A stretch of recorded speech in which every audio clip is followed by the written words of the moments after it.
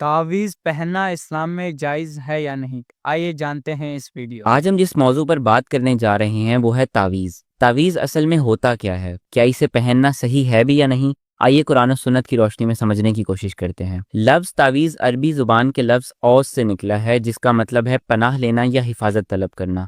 اہل علم کے نزدیک اگر کوئی شخص قرآن کی آیات پڑھ کر خود پر دم کرے یا اللہ تعالیٰ سے دعا کرے تو یہ اصل میں عوض یا رقیہ ہے، جو کہ سنت سے ثابت ہے۔ سورۃ الفلق اور سورۃ الناس پڑھنا، جنہیں معوذتین کہا جاتا ہے، یا آیت الکرسی پڑھنا، یہ وہ طریقے ہیں جو رسول اللہ صلی اللہ علیہ وآلہ وسلم سے ثابت ہیں اور حقیقی حفاظت اسی میں ہے۔ لیکن ہمارے بر صغیر میں اور دنیا کے بہت سے مختلف علاقوں میں بدقسمتی سے تعویذ کا مطلب اصل سے ہٹ کر کچھ اور لیا جاتا ہے۔ لوگ یہ سمجھتے ہیں کہ کاغذ پر الفاظ، اعداد یا نشانات لکھ کر انہیں گلے میں ڈال لینے یا بازو پر باندھ لینے سے وہ بیماری سے شفا پا لیں گے یا کسی نقصان سے بچ جائیں گے۔ جب ان سے سوال کیا جاتا ہے تو اکثر یہ عذر پیش کرتے ہیں کہ ان تعویذات کے اندر قرآن کی آیات لکھی ہوئی ہیں، لہٰذا یہ پہننا جائز ہے۔ لیکن حقیقت یہ ہے کہ زیادہ تر تعویذات میں جو الفاظ درج ہوتے ہیں وہ بے معنی ہوتے ہیں، اور کئی بار ان میں شیطانی کلمات یا جادوگری کے اثرات بھی شامل کیے جاتے ہیں۔ یہ رجحان اس وقت شروع ہوا جب لوگوں نے اپنی روزمرہ کی مشکلات جیسے بیماری، نظر بد، رزق کی کمی یا نقصان کے خوف کا حل اللہ کی طرف رجوع کرنے کی بجائے تعویذوں میں تلاش کرنا شروع کر دیا۔ یوں ایک باطل عقیدہ پروان چڑھا، جس کی وجہ سے آج بھی لوگ تعویذ کے ذریعے حفاظت اور برکت کی امید لگاتے ہیں۔ اصل حفاظت صرف اللہ کے کلام کو پڑھنے اور اس پر بھروسہ کرنے میں ہے۔